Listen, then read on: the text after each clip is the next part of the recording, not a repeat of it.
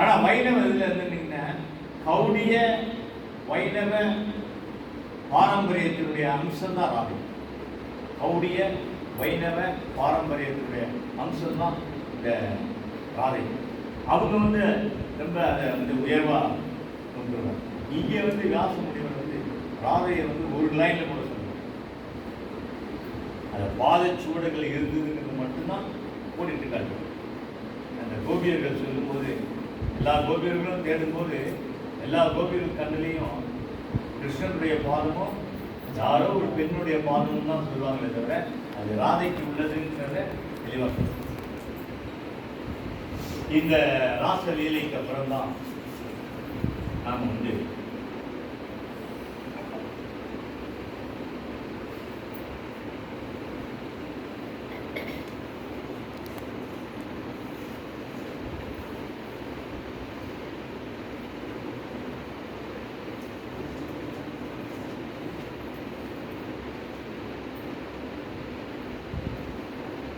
இவனுக்கு கண்ணனுக்கு வாலிபர் வந்துச்சு. நந்தகோபன், யசோதை எல்லாருமே இப்போதான் கம்சனை பற்றி சொல்கிறாங்க. கம்சன் குடும்பத்துக்கு கம்சன் யாரு? கம்சன் இந்த லோகத்தில் எவ்வளவு தீங்குலாம் விளைவிச்சாரு. கம்சனால யாராவது கஷ்டங்கள். அப்போ கண்ணனுக்கு கிருஷ்ணனுக்கு ஒரு சபதம் மேற்கொண்டார். கம்சனை நாம் அழிச்சா தாயையும் தந்தையும் இப்போதான் தாய் தந்தை ஒரிஜினால தாய் தந்தையை இதுவரைக்கும் யசோதையும் நந்தகோபுரம் தான் வளர்த்தாங்க. வசுதேவரும்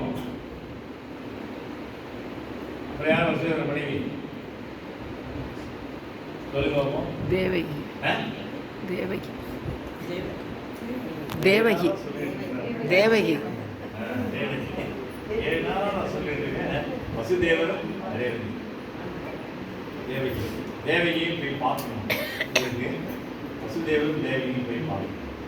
அந்த எண்ணம். அப்போ அக்ரூர் வராது. அக்ரூரர் யாருன்னு கேட்டீங்கன்னா கம்சனுடைய தூதுவர். ஏற்கனவே நாரதர் சொல்லிட்டாரு கம்சன். என்ன சொல்லிட்டாரு? வசுதேவருக்கும் தேவகிக்கும் பிறந்த 8வது பிறந்தனால உனக்கு இறப்பு இருக்கு. இதை நீ அறியாமல் இருக்க. ரோஹிணிக்கு பிறந்த ரோஹிணிகிட்ட உனக்கு பிறந்த குழந்தைய ரோஹிணிகிட்ட கொண்டு போய் கொண்டு தான் வர்றான். யசோதையோட புத்திரன் கண்ணன்.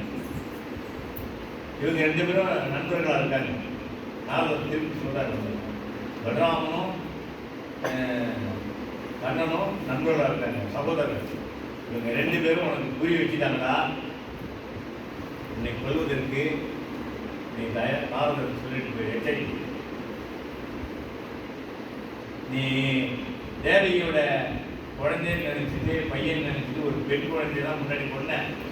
நாரதர் எல்லாத்தையும் போட்டு உடச்சிட்டு போயிட்டாங்க. கம்சன் முன்னாடி ஒரு குழந்தைய பொண்ணிய, அது பெண் குழந்தை, அது ரோஹிணியுடைய குழந்தை. யோகமாதான் யோகமாயை தான் நீ கொண்ட. அந்த குழந்தை தேவகியோட குழந்தை இல்லை.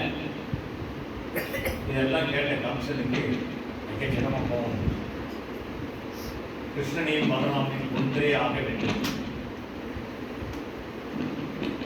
தன்னுடைய மந்திரியெல்லாம் கூப்பிட்டான். ஆலோசனை